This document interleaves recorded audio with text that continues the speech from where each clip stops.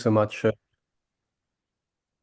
And thank you everyone for being here tonight. It's our immense pleasure to welcome Marjorie Glas, who is a socio-historian. Marjorie holds a PhD in sociology from EHESS, or the School for Advanced Studies in the Social Sciences in Paris. She teaches at ENSAT, the National School for the Arts and Techniques of Theatre in Lyon, and she serves both as a research officer at COREPS Aura. We like acronyms very much in French, the Auvergne-Rhône-Alpes Region Committee for Live Performance, and as a research affiliate, one more with IRIS EHESS, so in the Interdisciplinary Institute for Social Issues. Marjorie's work focuses on the sociology of cultural practices, the history of public leisure activities, and the way culture has been assigned a social mission of emancipating the people. She's the author of the seminal book Quand l'art chasse le populaire, socio-histoire du théâtre public en France depuis 1945, that could be translated as When Art Excludes the People, a socio-history of public theater in France since 1945, published in 2023 by Agon, and which you can find in all good theaters libraries in France today, and hopefully one day in other languages in libraries abroad as well. Marjorie currently works on a comparative socio-history of public cultural policies in France and French-speaking Switzerland with the University of Lausanne's Laboratory for Capitalism, Culture and Society, as well as on the relationship between the working class and the cultural world in France during the 1950s. And without further ado, I will turn the floor to Marjorie. Thank you very much for welcoming me in this webinar. So, as Aurélien said, I'm indeed a sociologist and a historian, what we call socio-historian, which means that I work both with sociology tools of research and also in a historic perspective, as I will show you.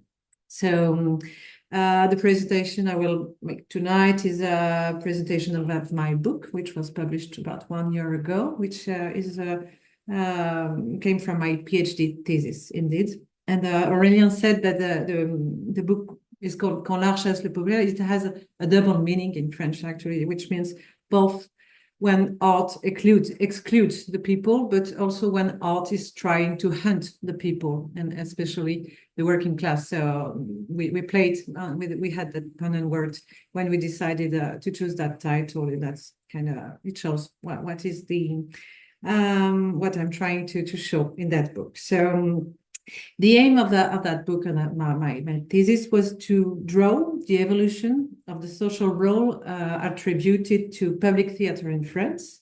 I have to remind you the French context. We have a quite strong public theater, which was created in a deep opposition to the private theater, which was mainly based in Paris, which is we are in very centralized countries. So Paris was centralizing most of the big theaters, and there were some private theaters in smaller cities, but which used to welcome much more an audience coming much more from bourgeoisie class. So that was before the Second World War, and after the Second World War, public policies, actually the French state, decided to bring cultural policies so as to create or to build the principles of public theater. And I'm interested especially in that public theater. So that's the point. And that public theater was created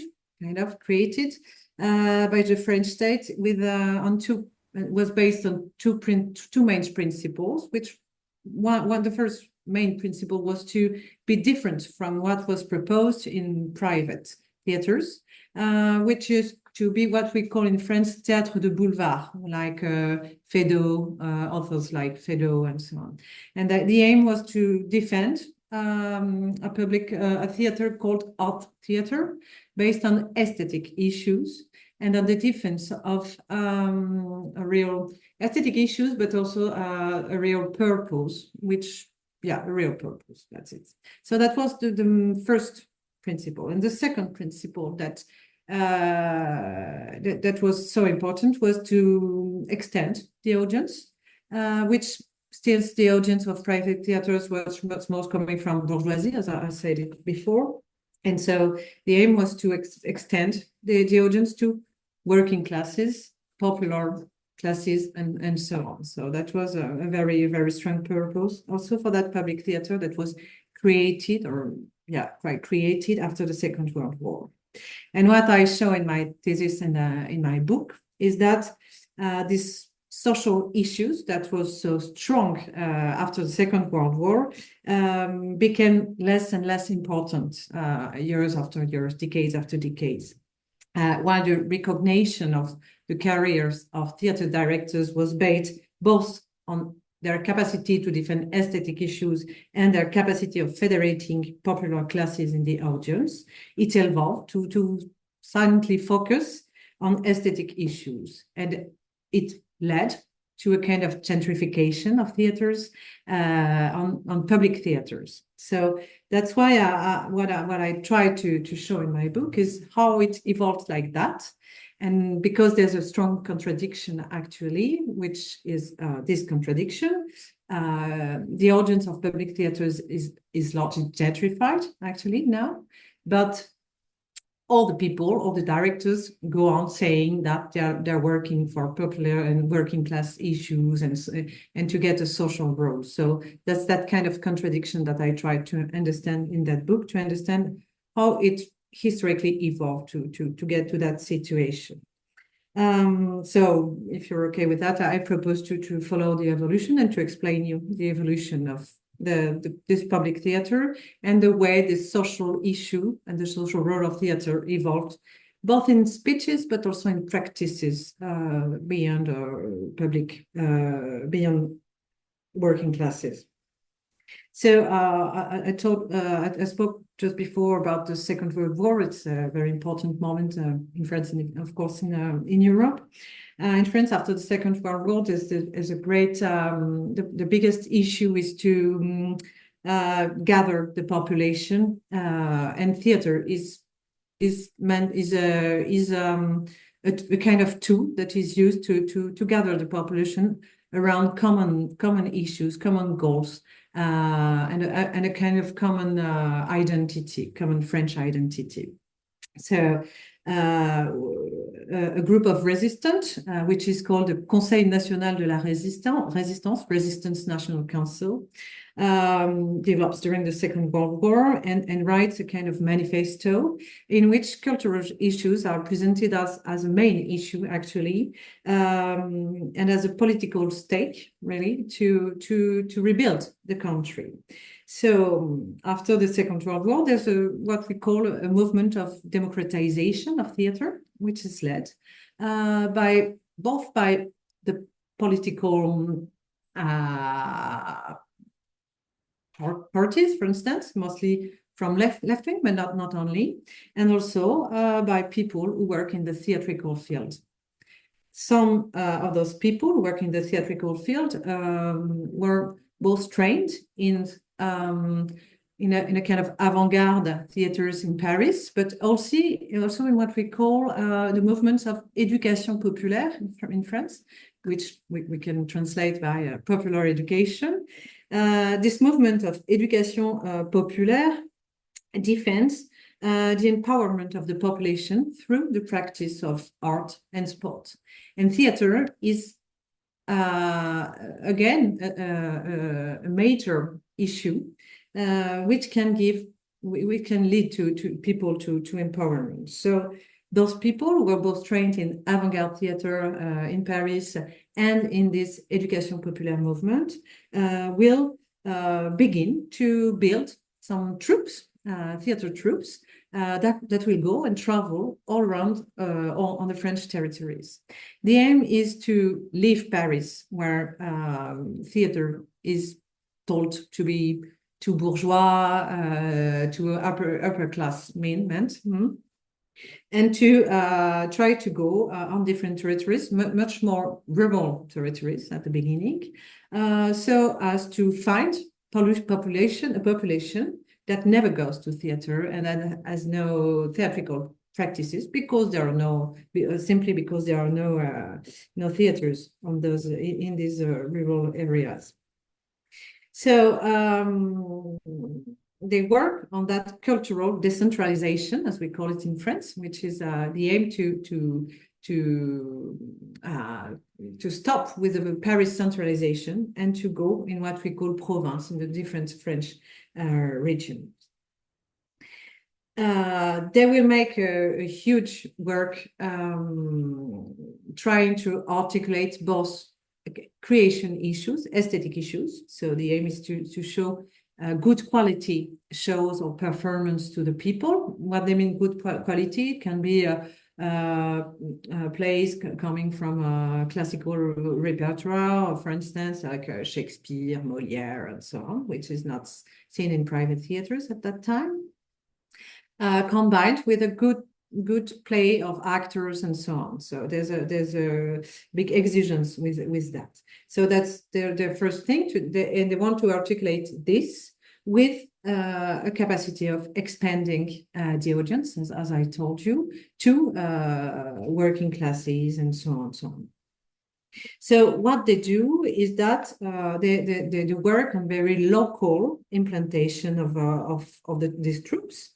They work with local people, with teachers, with Éducation populaire associations or movements also, which allow them to gather people who never went to theater before. I have to specify also that those troops are traveling troops. They are not working on buildings. At that time, there were very little. There are not many theaters built in the cities, and the theaters that are built were much more private working theaters. So they travel on different territories. It can be in villages. They play in schools. They play wherever they can play. So they have they propose very simple performances. I mean, aesthetically. They also work a lot on mediation issues. Mediation, I don't know if it's the proper word, which is a kind of to try to make a relation between this audience that never came to theater, which has no habits going into theaters, so maybe sometimes difficulties to understand some situations or so on. So they work with that people, sometimes with explaining the performances, after the performance, after the show, or before, giving them maybe papers explaining the situation. They also adapt to subjects that are treated. I told you that they play a lot Shakespeare, Molière, because those authors are reputed to be universal, but they can also write new performances so as to interest the local people. It can be, for instance, in some, I'll speak about that later, but it can be about work, about family issues, about, I don't know, living in the countryside. It will depend. So they can adapt the subjects to the people who are aimed to come. They can also, in some suburbs, for instance, some of them will translate theater performances in the language that are spoken with with local workers. For instance, in a city called Aubervilliers, which is in the suburb in the north of Paris, the troupe that was working there decided to translate performances in Portuguese or in Arab language, because most of the people who came to work came from Algeria or Portugal and couldn't speak probably French. So that's another way of trying to make a link, to find a relation with the population. They develop also amateur practices so as to articulate it also with the fact of being a spectator, because many of them think that we cannot become an audience before having practiced theater, which can be a good way to find an interest in theatrical issues and so on. So they work like that during the 50s and the 60s decades in France.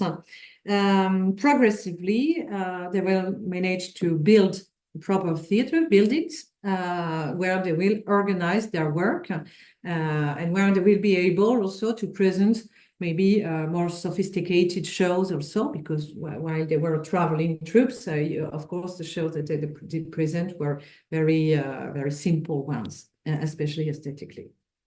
So there's a construction of dedicated buildings in medium-sized cities, which will give to France an exceptional, actually, a network of public theaters on all French territories, actually. That's mostly during the 60s, with the help of the state, which will give subsidies for this, for that construction of buildings.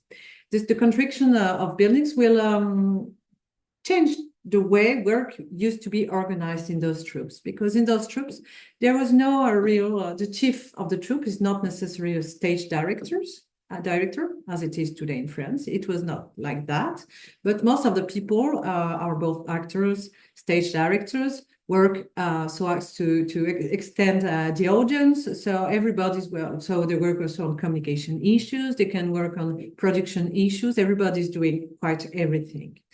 From the moment they have dedicated buildings, of course, they will change their way of working, and the work will be divided in some specialties. And so you'll find different specialties between artistic work and between mediation work, which aim is to extend the audience or work on new audiences. But still, there's still those two fundamental issues I talked about before, the issues of aesthetic issues, the issue of creation, and the issue of the audience. I have to make maybe a little focus also on the action of the Ministry of Culture. In France, the first Ministry of Culture was created in 1959. It was mostly founded on the experience that was led in those troops I just talked about before. And they based, in French, actually, the cultural policy was based on those troops and on those two bases. That was the necessity of working on aesthetic issues and this necessity to extend the audience. So the French cultural policy is deeply based on those two issues, what we call démocratisation culturelle, cultural democratization. To understand the specific context is also a context during which in France during the 50s the works of Pierre Bourdieu were largely were discovered at that time, and he explained in his work how cultural issues are important in domination process, in social domination process. So we can imagine that this cultural policy, it was not led by people fan of Bourdieu, but it was marked by that issue at that moment, and that's you have to understand that in France, the cultural democratization is really led or focused on this idea that culture is a huge stake in equality issue. So that's a big point, and that's why they will base the French cultural policy on the experience led by those troops that try to organize cultural democratization through this articulation still between creation, aesthetic creation, and audience issues. The Ministry of Culture will base its principle on that, but still, while they will try when they will begin the cultural policy, they will decide to build two different kind of theaters that are still do exist now. What we call centres dramatiques nationaux, national theater centers that are dedicated and directed by artists, and which are supposed to be specific places for creation, artistic creation. And on the other side, what they called Maisons de la Culture, so culture houses, which were dedicated to expanding the audience, and to mediation work. And that were supposed to be directed by what we called at that time animators, which were kind of mediators. Actually, the Ministry of Culture decided to share those two principles, in the practice. But we can say that what I show is that until at least until the end of the 60s, most of the theaters used to work deeply in this relation between aesthetics and audience. And there was no real separation between artistic issues and mediation issues, or artistic work and mediation work. And the directors used to still work on those two issues, also because most of them had been trained actually in those two things, éducation populaire and avant-garde theater. So that's how French public theater was founded and was led for the two first decades in the 50s and in the 60s. In May 68, there was a moment of a big critique of what had been carried out until then. Actually, the chiefs of those troops were harshly criticized by activists in May 68 for different reasons. The first reasons were their proximity with the right-wing power in France, led by de Gaulle. So that was a first critique. And the second one was to say, actually, you wanted to make a cultural, to provide a democratization and to provide a theater to working classes. But what you did is that you provide a bourgeois culture bourgeoise, so upper class culture, to the people, while you should have recognized actually popular culture as a real culture, because what you did is a way of reproducing social domination through culture. So that's the main critics that are led in May 68. Those critics are led both by activists, but also by artists coming from avant-garde, mostly avant-garde stage directors who began theater in the mid-60s, actually. And those avant-garde stage directors are still defending those two principles of creation and of the necessity of expanding the audience and of the social role of theater, but they defend a different way of articulating those two main issues. They consider that there should be no intermediaries between art and the people, and that those mediators or animators I talked about should disappear so that people can get direct relation to art. They also defend the idea that aesthetic subversion, I don't know if it's really clear, aesthetic subversion means a kind of political subversion, so that art is intrinsically or deeply politic.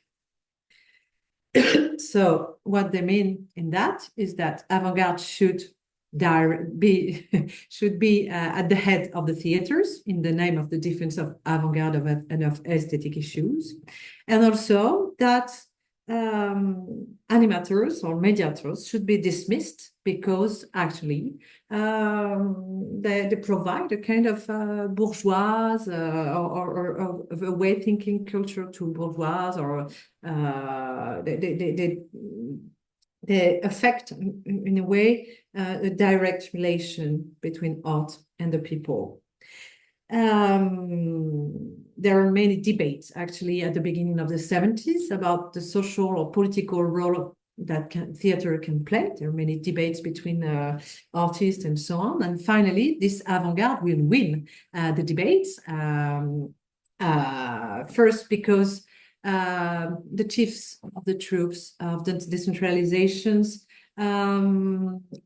are longly, how can I say,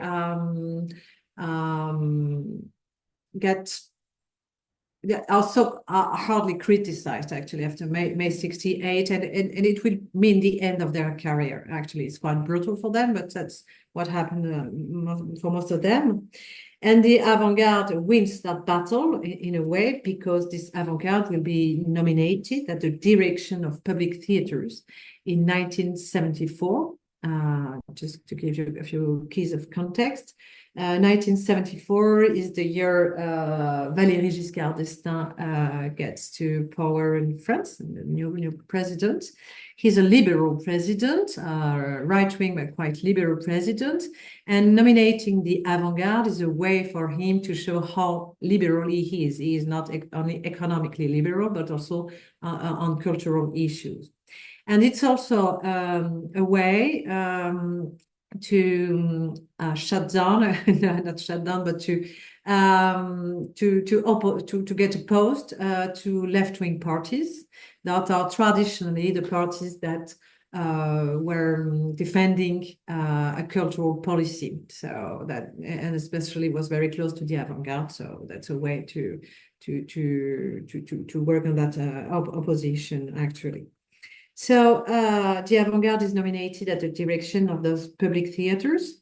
And what they will do as soon as they arrive at the direction is that they will dismiss those animators who work to expand the audience in the theaters. They believe that the art can make that work of expanding, that there will be a kind of aesthetic shock that will provide significations to a new audience, and that they won't need any animators anymore. The main effect of this was a real disaffection of the working classes in those theaters, and it will lead to a gentrification of the theaters, actually. There's some statistics that we can see. So we could see, for instance, that in the 60s, in some public theaters, they managed to get some 18 or 20% of working class who used to get to the theaters, and it collapses from 74 to nowadays, actually. What is also interesting at that moment, it is that gentrification of those public theaters was done with the complicity of the Ministry of Culture until the end of the 60s decade. The grand criteria to nominate directors, but also for theaters to get money from public money, was based mostly both on aesthetic issues, but also on the capacity of opening the audience, of expanding the audience to popular classes, etc., or simply to audience that never went to theater, who had no theatrical practices and so on. So from 74, it does changes. The grand criteria are transformed. First, the aesthetic question issue is transformed in a kind of the defense of the freedom of creation, which is quite different, and which will help defending subversion, aesthetic subversion, actually, in the theaters. And the second grand criteria is still linked to the audience, but we have to do now with a kind of technicalization of the criteria linked to the audience issues, which means that more and more numbers and statistics are asked, but the main problematic, the main issue for the ministry is that performance halls can be filled, but who comes, where they come from, if they're used to theater or not, is not an issue anymore. So it has to do with gentrification. I have to precise that if performance halls are filled, are full, it's also because there was a parallel movement of democratization of the access to university in France, which managed to build an audience adapted to those new aesthetics and to the lack also of mediation during the 70s. So that's the situation at the end of the 70s. In the 80s, as you may know this, the left wing gets to power in France with François Mitterrand, and he will lead a very important cultural policy. He will double the budget of the cultural policy. And we could have imagined that the cultural policy would have more focused on working class issues, of course. It will be the case, but only on one side of the cultural project of the Socialist Party in France.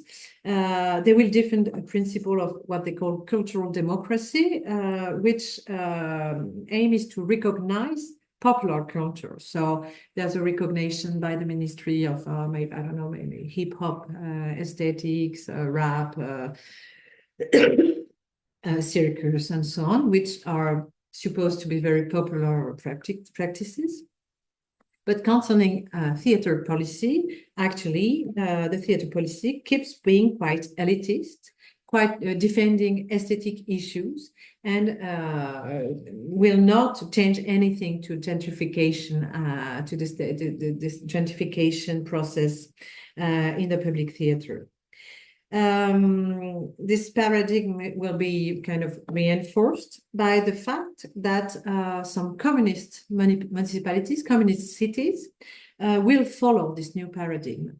I didn't precise that, but until I'd say until mid-70s, communist municipalities defend a very specific cultural policies, mostly based on éducation populaire, I talked about, and mostly based on audience issues. Aesthetic issues are important, but they're kind of a secondary issue. And there were huge debates between socialists and communists, but also right-wing parties and left-wing parties about the importance given to audience in cultural policies. In the 80s, actually, the Communist Party will follow this new paradigm of cultural policies, which doesn't mean that the audience is not important, but as I said, what is important is to fill theaters, but the question of who comes, of the diversity of the audience is really less and less important. And what is more and more important is aesthetic issues again.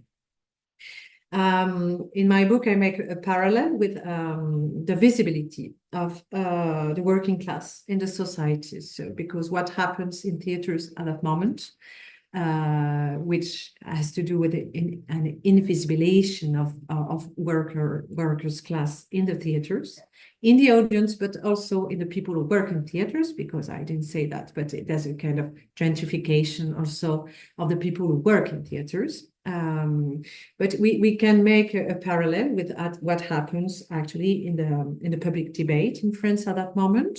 There's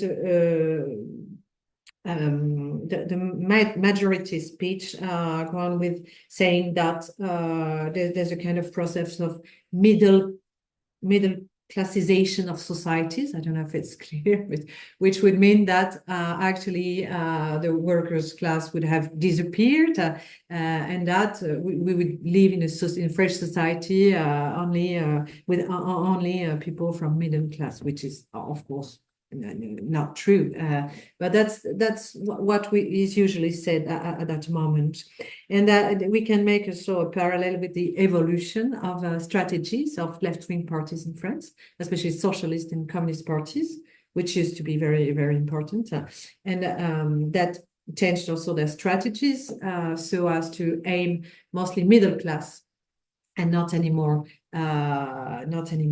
workers' class. So what happens in theaters at that moment is really linked to what's happening in our society in the 80s. So the situation we inherit today in French public theater is strictly inherited from the 80s with this situation. So we have directions of theaters that are led by people who are mostly recognized for their aesthetic work. When artists are directors, and when it's not artists that are directors, there are what we call programmateurs, and those programmateurs are mostly recognized on their capacity to find new artists from avant-garde. The issue of the audience, of the social role of theater, is still important in speeches and so on. Everybody talks always about the people, the audience, blah blah blah, social role, democratic role of theater, and so on. But actually, when we see what we see in criteria to lead a career, it's really secondary. And it's still the case, and the contradiction is very strong now in the French public debate about the role of theater, because we're at a moment, a specific political moment, during which the working class came back in the public debate with what we call Gilets jaunes movement, for instance, with the Yellow Vest movement, with the increase, of course, of the extreme right parties in the name of the working class. So there are huge debates on the capacity of people to reach popular classes or working class. And of course, theater, which is supposed to be financially helped on that capacity to play a social role, of course, he's shown, and questions are asked to what are you doing for those working class. So actually, the French public theater is in that contradiction, a necessity to come back to its deep principles, and to its social role, and actually a structuration of public theater, which is mostly now focused on aesthetic issues. So the contradiction is deep and quite difficult for artists. So that's what I could say. I hope it was quite clear. Sorry for my English, which is sometimes a bit clumsy. And well, waiting for questions. Thank you very much.